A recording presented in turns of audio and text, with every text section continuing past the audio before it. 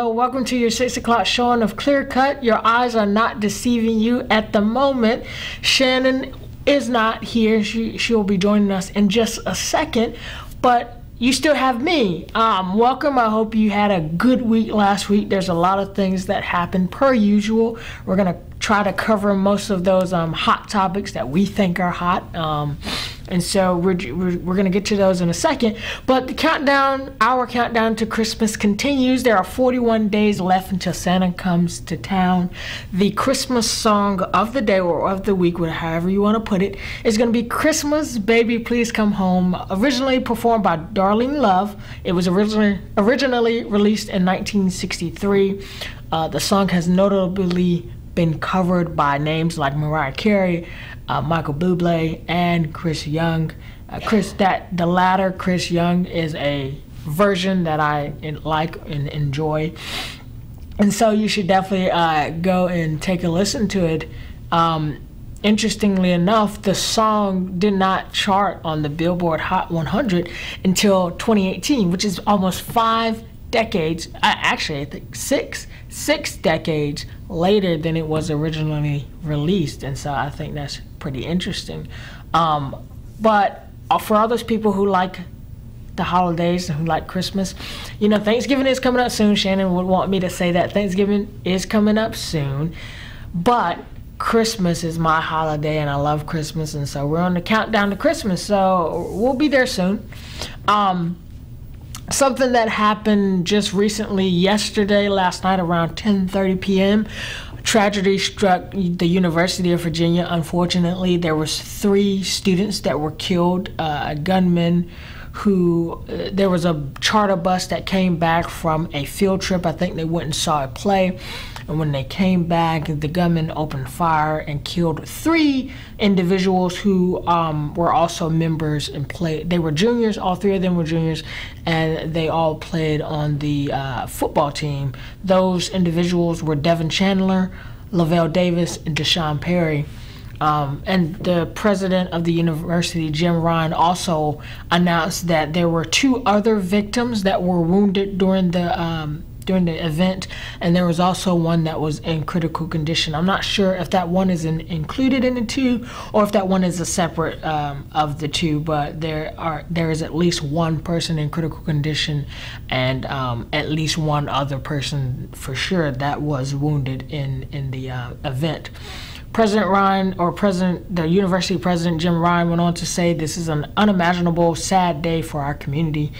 And of course they are picking up the pieces, and you know, the families have to figure out what's next for them, as they of course didn't or probably couldn't have imagined that this is something that would happen and that they would be waking up the next day without their loved one. And so we want to make sure that we send our condolences to them, of course. But that is something that happened last night, and today they apprehended the suspect, who has been identified by authorities as a student, another student, Christopher Darnell Jones Jr., who is in custody, and we do believe that he was also a part of the football team as well. So it was their teammates. So now to shift to some happy news, or some more exciting news than that. Naomi Biden, the granddaughter of President Biden, will be getting married on this upcoming Saturday, November the 19th. And she will be marrying a fellow named Peter Neal on the south lawn of the White House. And so this will mark the 19th wedding that the White House has had in its history, and I think this is the first time that it has been the granddaughter of a president who is getting married on the White House lawn. Both Richard Nixon and LBJ, Lyndon B. Johnson, their daughters got married at the White House. First Lady Jill Biden said that she's excited to see her granddaughter planning her wedding, making her choices, becoming and you know, just coming into her own as a individual, as a lady. And she of course said that she feels that her granddaughter, she's just so beautiful. And so we want to extend our congratulations to them. I know I do. You know, it's always good. We need more excitement in this world, more good things, more positivity, and so that's good. Let's move on to some hot topics, shall we? So Meta, also formerly known as Facebook, the layoffs continue for the tech world in the United States. Over 11,000 employees were laid off from Meta, or Facebook, whatever you call it. And on Wednesday, you know, Meta, they announced that they would fire 11,000 people, which is also, it accounts for 13% of their workforce as a company. And I just think that's, you know, that's pretty crazy when you start thinking about things like that. 13% of their employees they just cut and will no longer be employed by their organization. This comes after companies like Stripe, which cut 14% of their workforce, and as we know, most recently, the Twitter that is run by Elon Musk now, they cut half of their employees. And so, you know, it's a pretty interesting, it's pretty crazy that it works that way, and that, you know, over 60,000 Americans who are a part of the tech world no longer have a job. And so, you know, it's pretty interesting, but as we move on to the future, we realize that, you know, there are continued people who will continue to lose their jobs, and so it's pretty interesting. But Mark Zuckerberg, the founder and CEO of Meta, has taken full responsibility, and he admits that he got it wrong during the pandemic. Just like others, he's not the only company, but like others, they expected that they would need more of a workforce than they actually do after the pandemic, and so the layoffs have continued to happen. And I don't think that Meta is the last company that will lay off or have these mass layoffs like this. So moving on to Drake and 21 Savage, they're two multi-million-dollar stars who are artists, or they're performing artists, and they are going to be sued because they have faked, or they have put together a fake cover of Vogue magazine, which they're using for their album release. So it's their album cover, and it's their collab album, and they released it, as you can see here, and this is their Vogue cover. Is he? Yeah. I'm sorry. Yeah. That's just funny too. Yeah. Well, they're not laughing because they are sued. Yeah, because they're gonna be sued. They're in some hot water, to say the least. Legal experts believe that the publisher of Vogue magazine, Condé Nast, has a strong case for it. And because the two, you know, they distribute copies of their new album with that cover. And so now they are, for lack of better words, acting as if this is a Vogue magazine thing, which is a trademark violation. Right. You know?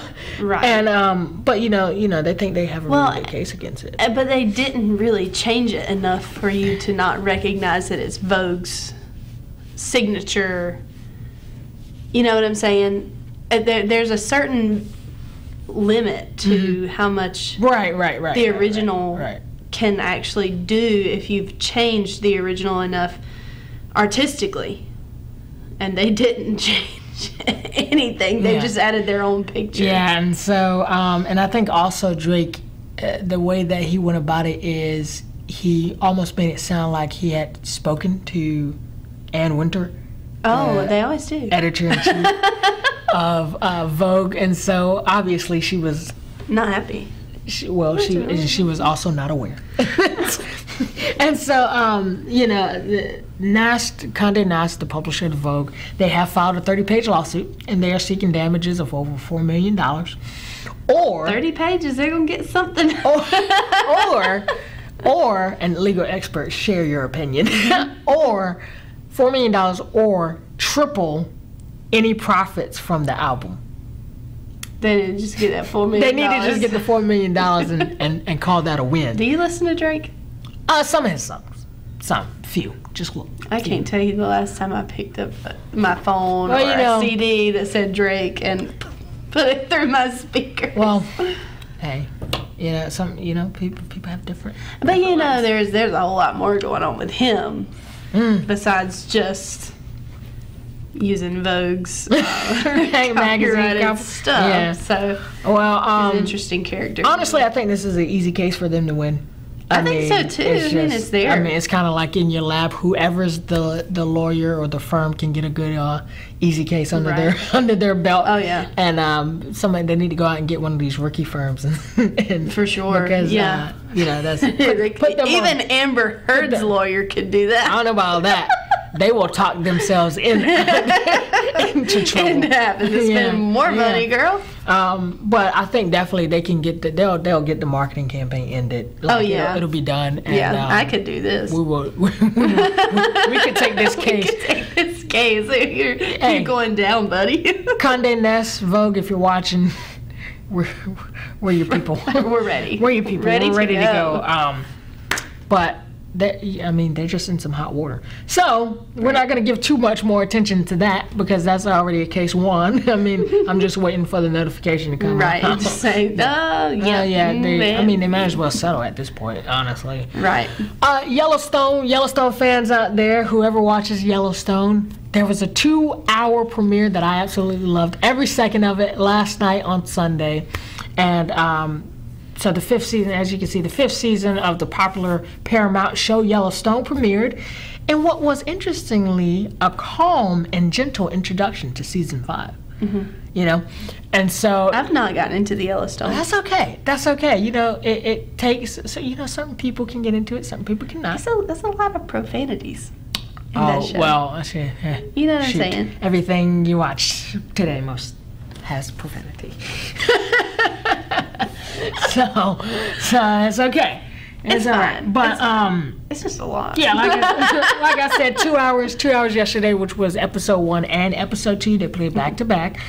For those out there who doesn't watch Yellowstone or hasn't gotten into it, the show follows John Dutton, who's played by Kevin Costner, as you can see. John Dutton owns one of the biggest cattle ranches in the United States. He has 2 sons and 1 daughter. Each of them having their own skills and how they play a role in defending the ranch and their thousands of acreage from enemies throughout each season. Are they not like the Western Mafia in that show?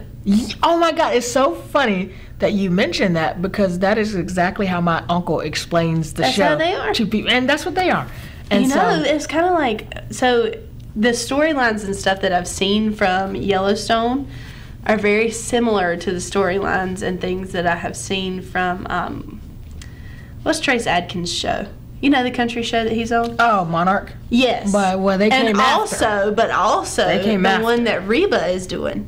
I haven't watched it yet, so. But that's mostly because she's on it, and I don't know. There's just so much going on there. It's not following anywhere near the same storyline. But these people are evil. Yeah. Oh well. Yeah.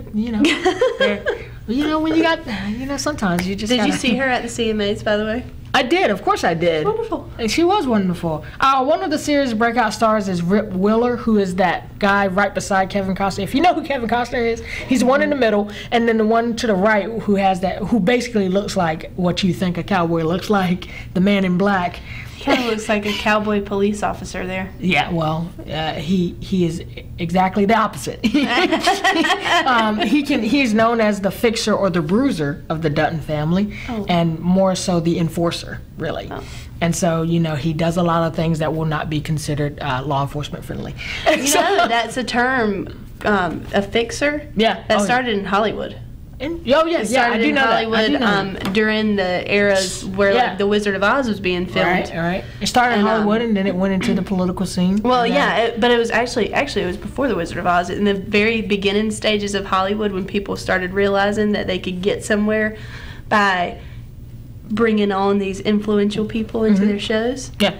Then the fixers would go out and make sure that anything scandalous didn't get leaked out to the press. Yeah. it's a it's a tough job. It's a tough job, but Yes, you got to be good to do it. You got to be good. Really good at lying. Rip, the character, has been with John since the 90s, and he's now in charge of all of the ranch hands. John trusts him with his life and acts as his right hand. Last season, Rip and Beth, so the one to the left, the only woman up there, is his daughter, is John's daughter, and the two of them, Rip and Beth, are married as of last season, and which they've always had a love interest for each other since he first came to the ranch. Oh, yes. So it's pretty cool. If you want to watch an episode, catch episodes for the next probably about 10, 11, 12, probably 12 weeks. You can catch an episode on Paramount every Sunday at 8 o'clock p.m. 8 o'clock. Moving on to rent prices are high. Well, everything and they is. continue to be high. You think it's bad here in North Carolina. You haven't even seen anything yet. In California, it could cost you, a 2-bedroom apartment could cost you $1,800. And that's a 2-bedroom Well, we're apartment. also talking about California. Rent. So imagine New York. New York, $1,800 Yeah. for a teeny tiny one, and that's split with somebody. Exactly. Well, Kim Carlson is feeling the effects as she and her 2 grandsons and also her daughter, they have to endure a verbally abusive property manager who has hiked up their rent another $500 just in May. How is he verbally abusive? Well, I guess he calls them Ugly names. and she has an autistic grandson who he also calls a slur word, and so those are verbally abusive things. Well, yeah. And so, and he should not be doing that, obviously. No, you shouldn't be doing that. But according to Carlson, she lives in a low-income housing complex, and the apartment has been flooded with human feces on multiple occasions. Yes, multiple occasions. And going back to, I just said he hiked up the rent. That just, look at this. Yeah, he hiked up the rent to $500 more in May. It just gave me the goosebumps. Yeah, Oh, well, that's yeah, so nasty. Yeah, it's disgusting. I can't. It's disgusting. There's no way. Her heater was broken for a month during this winter, and her dishwasher has mold growing under it. Oh. All of this while the property manager does nothing and continues to charge her $1,800 in a low-income housing complex. Imagine what a house. I know. I mean, really. I know. I think, obviously it's a terribly sad situation. Yeah. Her daughter, and her 2 grandsons, they all live in that 2-bedroom apartment. Well, that's why there's been this influx of people coming out of California and they're moving other places. Yeah, because they realize when things happen like this, when we have an economy situation as such. And California is the hardest hit. Right, yeah, Really, exactly. I mean, it's one of the hardest hit places. Exactly. And so, prices are just, they're very high. And so, people, they need to get rent under control is one of those things, among other things. And so, especially she shouldn't have to go through that while she's 54 years old and undergoing treatment for lymphoma cancer. No. All while dealing with a verbally abusive property manager. She should be able to get rent. out of her contract if it's like that and she's got a health issue. Yeah, and I think that's one of the problems, when you start looking at these rent contracts, obviously most people don't read every single thing in there. And you have to realize that you're a normal, person signing a rent contract up against a rent contract that was put together by their lawyers, and right? So, it's just a all around suck situation. To read everything, the time, especially in like a renter situation. I can't imagine. Yeah, it's tough. I'm glad I'm not in that position. Yeah. We have some local events that we want to get to. Local events, yes. Barton College's Wilson Symphony is Love the Symphony. November 20th at 5 p.m. in Kennedy Family Theater. And the guest conductor, violinist, actually, this is not Love the Symphony, excuse me, but the guest conductor. I thought you were saying you love the symphony. No, it's their fall concert. They do have a Love the Symphony in series in February on Valentine's Day, but this one is a symphony orchestra fall concert. This is guest conductor and violinist Christopher Ellis's project for this fall, featuring Dexter Ruffin, the in-house pianist at Barton We love College. good old Dexter. I spent many moments speaking with Dexter in the communications Very hall. interesting moments. He's playing Mozart's Piano Concerto number 23 in A major, very difficult. Additional selections are Mozart's Symphony number 20 in D major and Adagio in E major for violin and orchestra, and reserve seats in advance because they're $10 per person, or buy a season ticket. For additional information and to make reservations, contact Bonnie Loscavio at Scavo. 252-399-6559. There's also Yes. there's also a holiday more. spectacular. Chairman of the board, weren't they just in Wilson? They're everywhere. They're just all Chairman over of the place. board and Miss Jody at Oh yeah, because they for played at the UNCW. Bulldog Bash, right? Yeah, they did. They'll perform on Saturday, November 19th at 7 p.m. in the Dunn Center at Wesleyan College in Rocky Mount, North Carolina. The doors will open at 6:30. There is reserved seating, so There is. be sure to call ahead. Well, we're gonna get to some national holidays when we get back. So let's go to commercial, and we'll see you when we get back.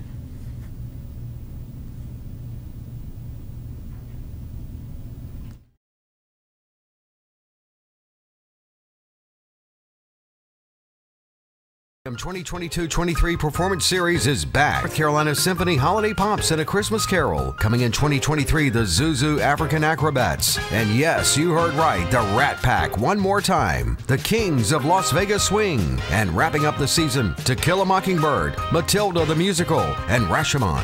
Season tickets on sale now. Don't miss out. Get your season tickets today. Why buy from Don Bullock Chevrolet? What we do it better for you, like the Lifetime Care Promise. Just drive into our service department and we'll top off your fluids and oil, check your tire pressure, all while you remain in your car. And in less than 5 minutes. Plus, it's free. Don Bullock Chevrolet is a full-service dealership with service, parts, and collision department. Let our knowledgeable and friendly staff help you. On-site, third-generation owned and operated for 105 years. Don Bullock Chevrolet. What is the Davis Furniture difference? The difference is we buy with you in mind. For generations, we have listened to our customers. We can help you find the look you want for every room in your house. Quality, style, color, and of course, service. Follow us on Facebook and Instagram. Davis Furniture, the family business where we treat you like family. Let us help you make your house a home. Davis Furniture, historical downtown Rocky Mount, on the corner of Hill and Main.